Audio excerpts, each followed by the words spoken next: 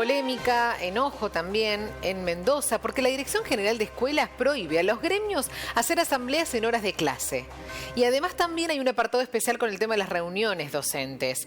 Esto, imagínense, ha generado polémica, pero además no nos olvidemos que viene también una puja por mejores salariales entre el gremio docente mendocino y el gobierno de esa provincia, el gobierno de la provincia de Mendoza. Vamos a charlar con Alejandro Castro Santander, que es especialista en educación mendocino. Alejandro, ¿cómo estás? Buen día. ¿Qué tal? Buen día, Mercedes. ¿Cómo te va? Un placer, Alejandro, como siempre. A ver, contame qué pasó. ¿Hay tanto enojo entre el gremio y el gobierno con esta medida, me imagino? Sí, es todo un tema, ¿no? Claro. Es todo un tema previo al inicio, la semana que viene, nuevamente, ¿no? Se retoman las clases, así que hay una amenaza durante 2 días, ya en el inicio, no asistir, ¿no? Claro. De parte de los docentes. Hay una denuncia previa también de incumplimiento de lo ya pactado en el Consejo Federal de Educación sobre el mínimo que debían percibir los docentes. En Mendoza es mucho menos, así que sobre llovido mojado, digamos, ¿no? Es como una medida inoportuna, que se considera también que está pensada a partir de los conflictos que se van a suscitar justamente una vez retomado el servicio educativo. Claro, ya el gobierno se está imaginando que alguna asamblea iba a haber si no llegan a un acuerdo.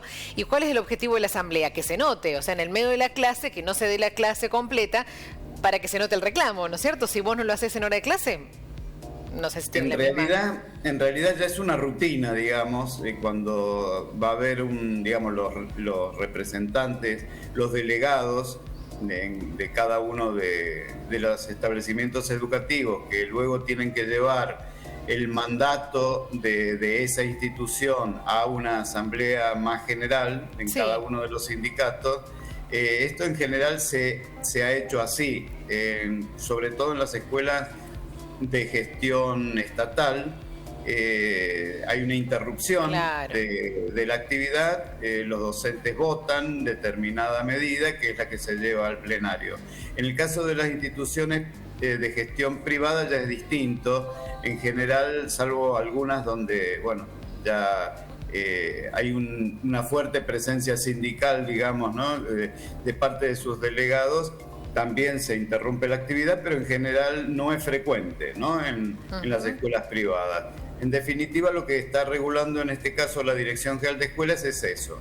O sea, que este tipo de reuniones sindicales o asambleas sindicales en el aula se hagan primero avisando 48 horas antes, después que sean 15 horas antes o 15 horas después, ¿no? de que está la actividad educativa. ¿Cuál es el de todo esto? A ver. Que en realidad, cuando uno lo mira así, uno dice, bueno, es cierto, porque está primero el derecho a la educación, ¿no? El derecho a aprender por parte, en este caso, de los estudiantes. Y generalmente esto se lo ve atado, esto sería algo así como piensa mal y acertarás, ¿no? Se lo ve atado al tema también de los paros docentes. Recordemos que hay una insistencia ya, yo calculo que cerca del 2000 venía esto, de considerar la educación como un servicio esencial, ¿no? Que no puede ser interrumpido. Bien. La Organización Internacional del Trabajo dice que la educación no es un servicio esencial, ¿no? Yo lo tengo acá anotado porque es un tema viejo, ¿no? Que viene de mucho tiempo. Para que sea considerado un servicio esencial debe incluir de alguna manera, ¿no? Que hay una amenaza de vida, de seguridad o de salud, ¿no? En gran parte, en general, en la población o en una parte de la población. Y esto no pasaría en el caso de la educación. Sí especifica la Organización Internacional del Trabajo que se debe mantener cuando se brindan alimentos, por ejemplo, ¿no? en las instituciones educativas, o los servicios de de higiene, ¿no? Los servicios Claro. de limpieza, esto sí lo consideran como un servicio esencial que no debe faltar. Entonces hay todo un tema, por eso es mucho más complejo, ¿no? Esta mirada primera que uno dice está bien, este planteo en general que dice que prima el derecho a la educación, el derecho a aprender, pero cuando uno ve la complejidad, esta desconfianza que se tiene cada vez que hay alguna medida, se piensa que esto es como un paso previo para otra medida que ya a veces los gobiernos vienen insistiendo desde hace mucho tiempo. ¿Y esto qué ha generado en los gremios? Me imagino enojo, por supuesto, pero ¿cómo han respondido? No, la respuesta es esto, ¿no? Como que no se resuelve el tema salarial, se denuncia ante el Consejo Federal de Educación que se le está exigiendo cosas que no se han cumplido y que ya se habían aprobado, todas las provincias habían aprobado.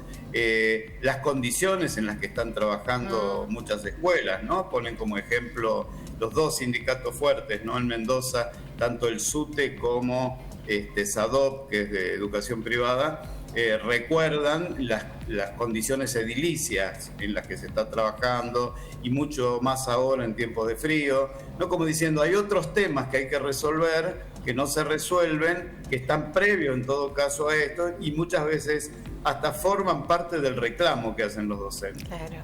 O sea que no va a ser una vuelta a clases muy tranquila por allí, ¿no? Con todo lo que estamos charlando. Imagínate cómo va a arrancar la segunda parte del año.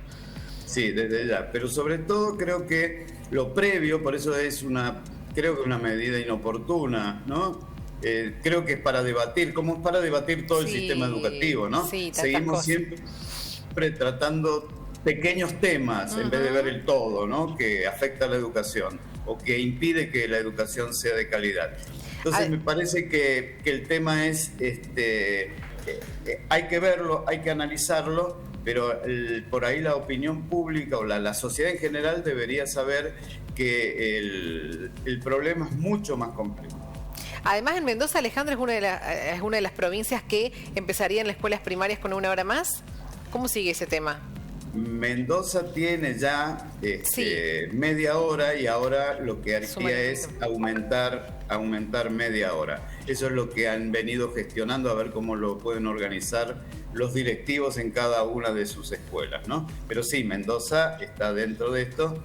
Esta diferencia, ¿no? En Mendoza y 2 o 3 provincias más nada más que ya tenían media hora, ¿no? Así que incrementan media hora, ¿no? Alejandro, como siempre, te agradecemos muchísimo. Siempre es bueno escucharte, charlar con vos sobre educación, que hace tanta falta. Así que te mandamos un abrazo desde acá. Que sigas muy bien, Mercedes. Vos también.